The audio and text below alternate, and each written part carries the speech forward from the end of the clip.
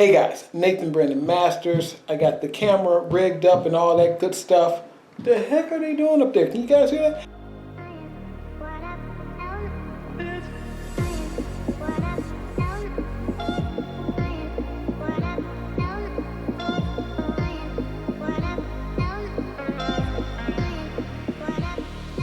Alright, I'm about to head out. I got the vlog rig set up and everything. This is the HF R700.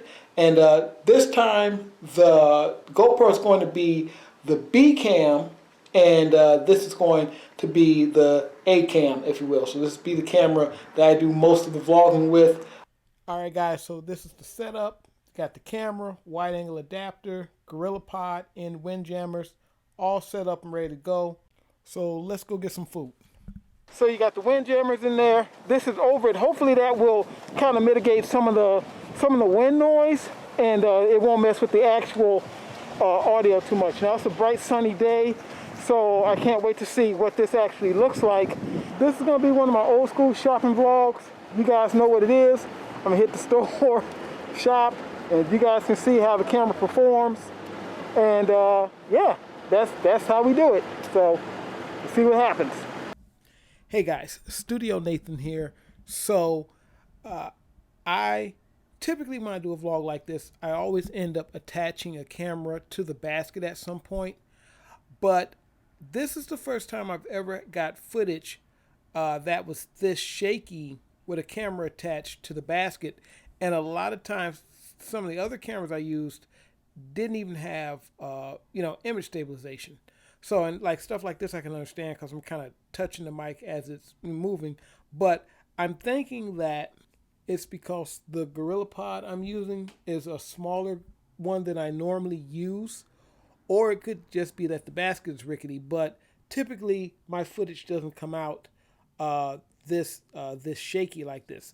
As a matter of fact, I would always at this point kind of do, I would speed the footage up and maybe put some music or something to it. And I could do this with, I could do that with this as well.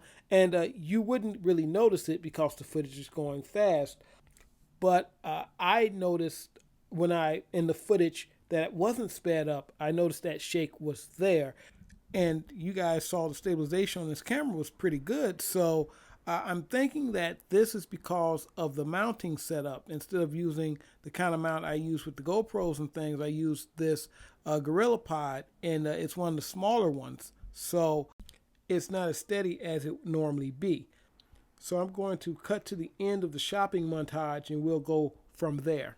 Alright guys, so I'm finished shopping and I'm just waiting in line, so this isn't going to be too exciting. I don't know how exciting this whole shopping trip was, but I'm just going to be, I'm going to take care of this and then I'm outing. So I'm about to head home now. I might jump in a cab, try to grab a cab in here and jump in that. But so hope you enjoyed that. I don't know how exciting that was, but you got to see the camera in action. This is the HF R700, and I got it rigged out for vlogging, so that's what it was, guys. Now, I did have to go downtown that day, and I said, okay, I'm going to bring this with me. I'm going to bring this in the GoPro, so I had them both with me. And for the basic vlogging, the basic walking and talking kind of thing, this works. But also, that's why if you're going to actually do vlogging, you're going to do it professionally, you're going to actually do it as a thing, that's what your YouTube channel is going to be about. This is why vloggers take two cameras. This is why they carry two cameras with them, because there's sometimes cameras are good for one thing and not the other. So the basic walking and talking vlogger type stuff, this camera works well. The image looks good, everything. This is a basic vlogging setup for like back in the day. This is how vloggers used to do it. Some vloggers still do this. They have the camcorder, wide angle adapter, etc., or the wide angle lens. But there's something that I should point out to you, and that is the amount of dust that can get on these lenses. You got to be careful because now you're working with multiple elements. So it's not enough to just kind of dust off that front lens. You have to dust off the lenses in between and make sure that there's no dust there. So what you have here is two elements. You have the macro, and then you have the front element. When twisted onto the macro, it gives you the wide angle effect. This is a step down ring and it has no glass in it, so it's not going to be much of a problem right now.